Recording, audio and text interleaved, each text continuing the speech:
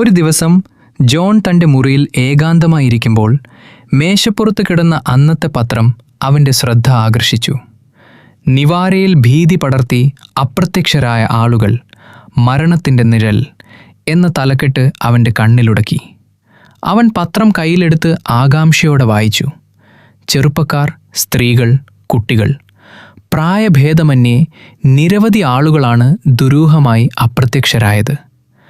ദിവസങ്ങൾക്കകം അവരുടെ മൃതദേഹങ്ങൾ അടുത്തുള്ള ഗ്രാൻഡ് ഫോറസ്റ്റിൻ്റെ ഉള്ളിൽ നിന്ന് കണ്ടെത്തി.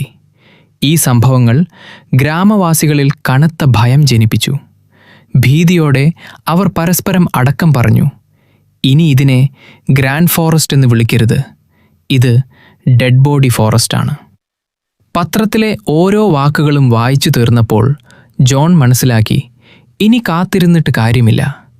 അവൻ്റെ മനസ്സിൽ ഒരു ചോദ്യമുറച്ചു. പോലീസ് പരാജയപ്പെട്ടിരിക്കുന്നു. അധികൃതർ നിസ്സഹായരാണ്. ഈ ഇരുട്ടിൻ്റെ ചുരുളഴിക്കാൻ ഇനി എനിക്ക് മാത്രമേ കഴിയൂ. ആ നിമിഷം അവൻ്റെ മുഖത്തെ ശാന്തത മാഞ്ഞു.